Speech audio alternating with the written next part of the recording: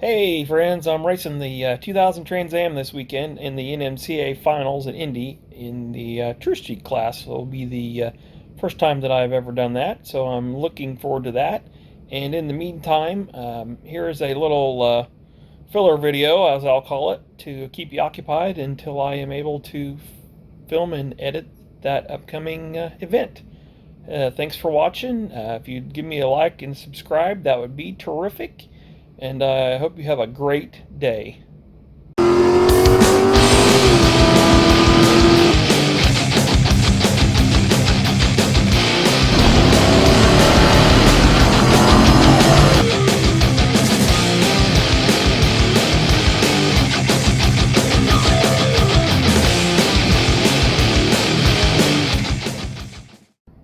Well, ladies and gentlemen, the radio has arrived, and I'm going to unbox it right before your eyes.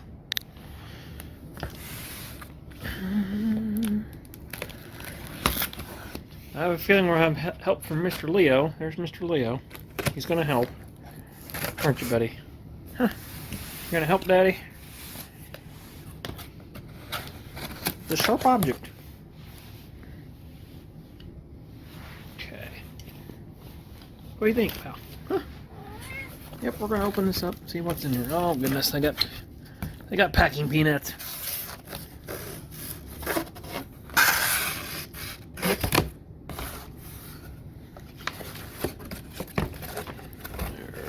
Crutchfield, I have ordered from them in the past for some previous vehicles I've owned, and they are awesome.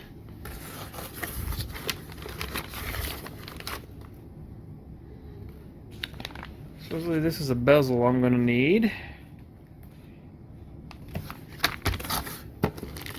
And an antenna adapter.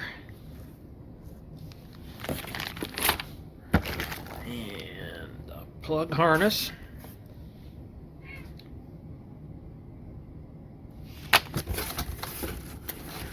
And here is the radio that I purchased. This so we can see a little better.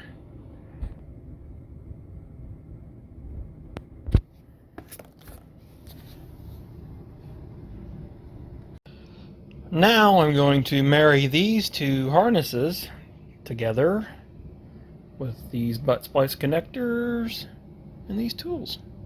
Alright, and just like that, everything is connected.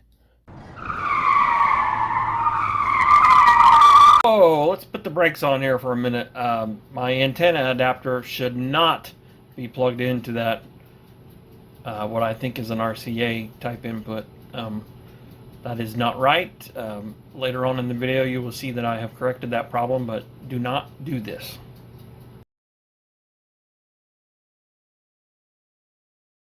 It's ready to throw in the car.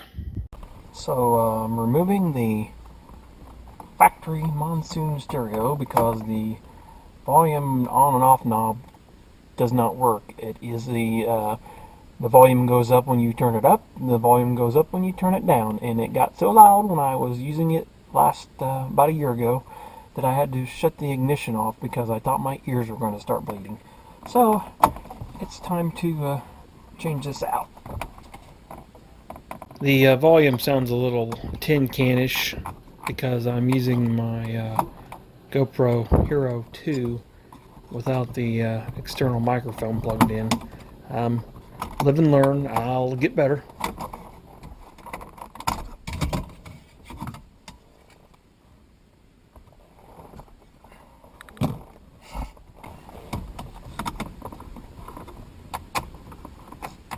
Now I use just an old lunch meat tray that I've obviously washed out to hold the bolts and the hardware, and then, you know, if it gets dingy or nasty, you just chuck it. And the instructions from Crutchfield, which is where I got the radio, said to use a 9/32 socket to remove these bolts. This 7mm fits on there, so we're going with 7mm because I couldn't find a 9/32.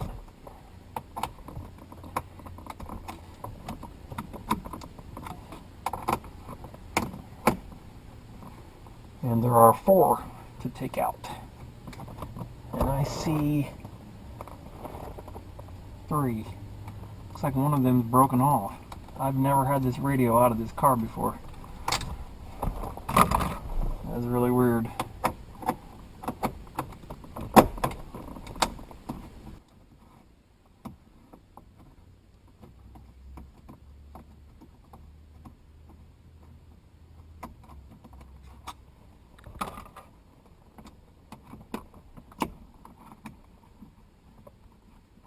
I guess there's only 3.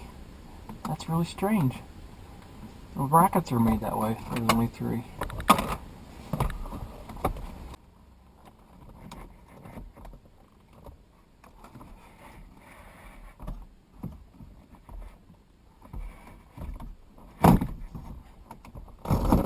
Pull this sucker right out. Oh, there's an amp on the side of it.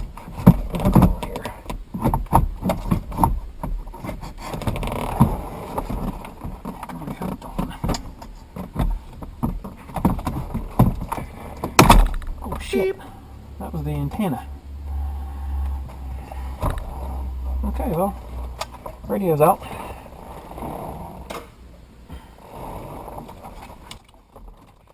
Didn't put that up. Or that, for that matter. So I've already pre-wired my aftermarket plug that I bought into the radio plug, so there's no cutting required, and it's just plug and play. And then there was an adapter for the antenna that I had to get too. This was all included free with the radio when I purchased it, so that's pretty cool.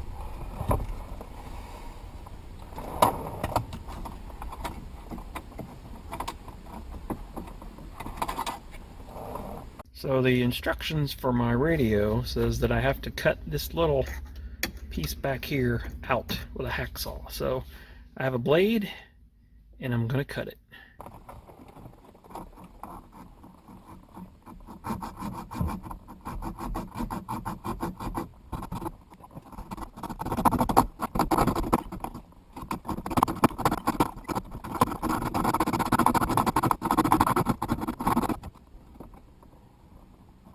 There we go.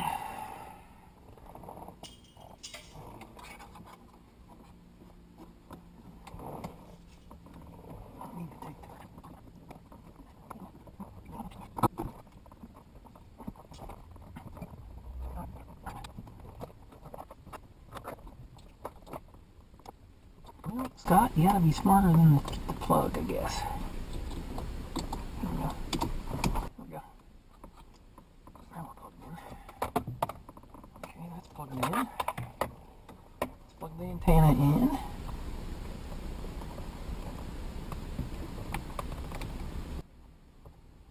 Antenna's plugged in.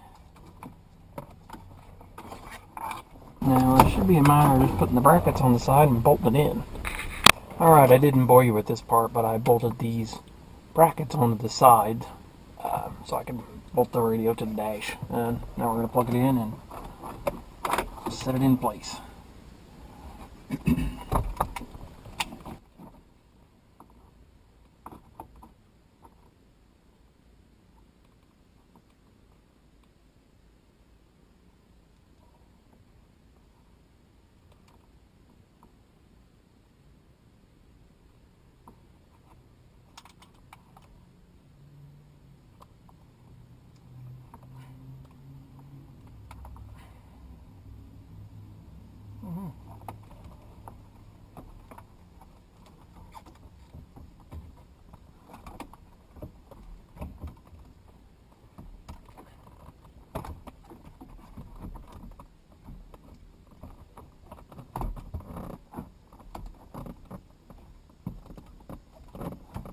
You have to cut that whole plastic piece out. Oh, hell. Interesting. All of that has to go.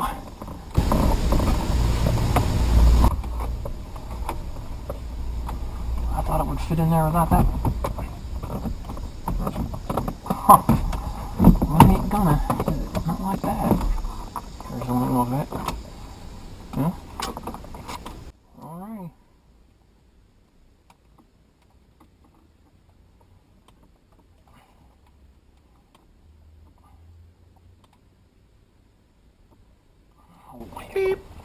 the damn thing out.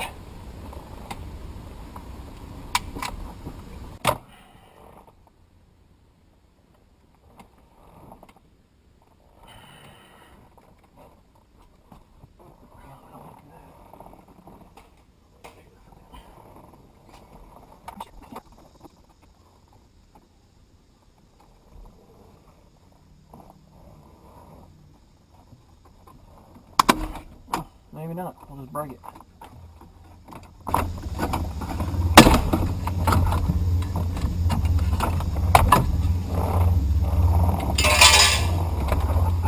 Now break it out. Break this crap out of here. Thought I was gonna have to cut it out, but break it out of there.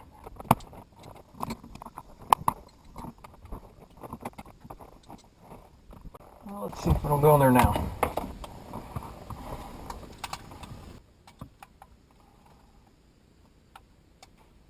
Turn it back in the way. Put this guy back in.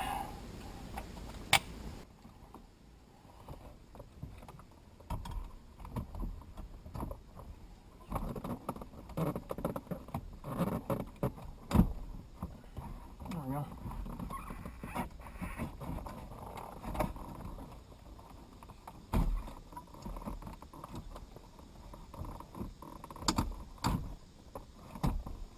Shit. Beep.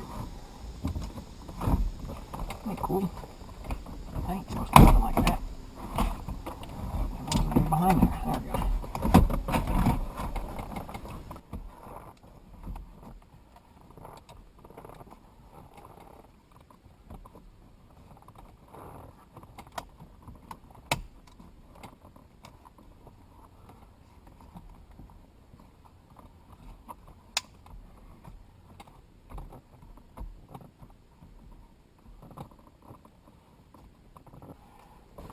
Okay, for those of you following along at home, because obviously you are because you're watching this, these metal brackets that came with the radio are not wide enough to bolt in here to this space. So I got to take these off and put these black plastic ones on in their place. So I'm going to do that real fast.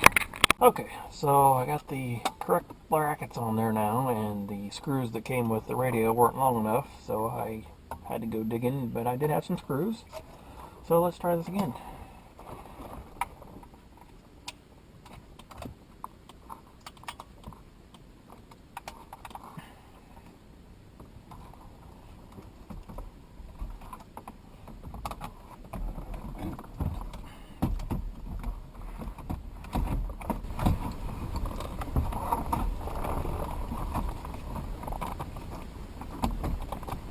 There, that looks a lot better.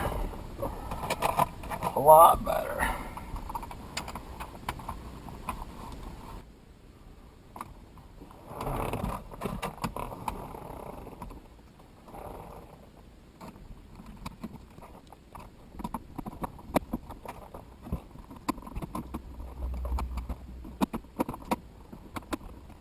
Alright, let's see if we got power to it.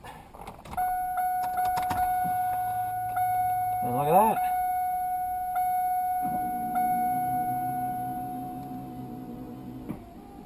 How cool is that? Peel this little screen off here. Oh boy. Well, well, well, well.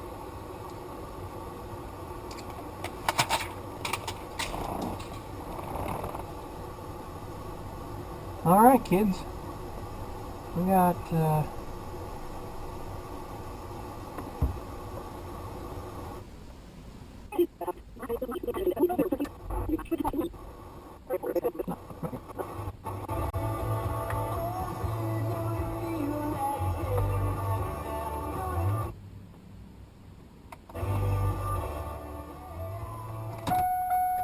okay.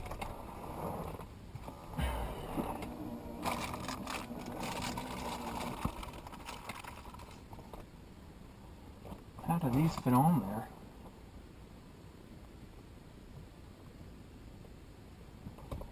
Okay, just jam them on there, huh?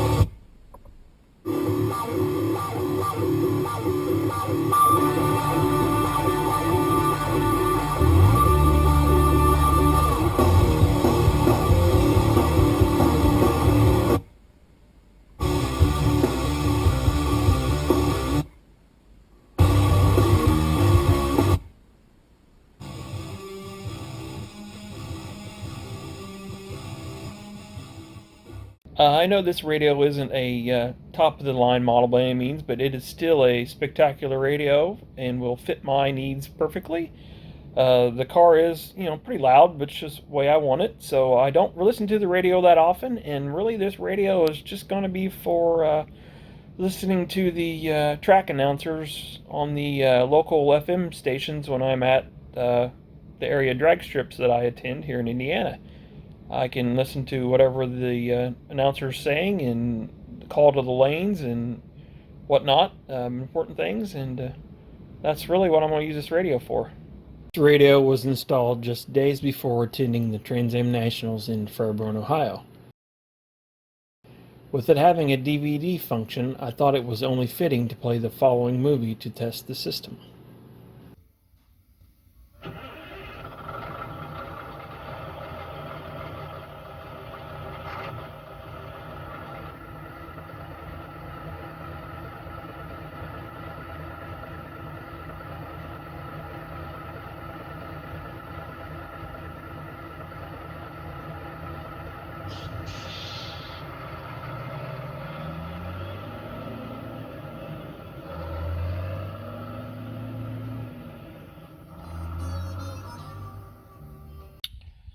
Finished, and the trim panel is in after I fought to get the radio in there just perfect. Now I'm ready to play with it.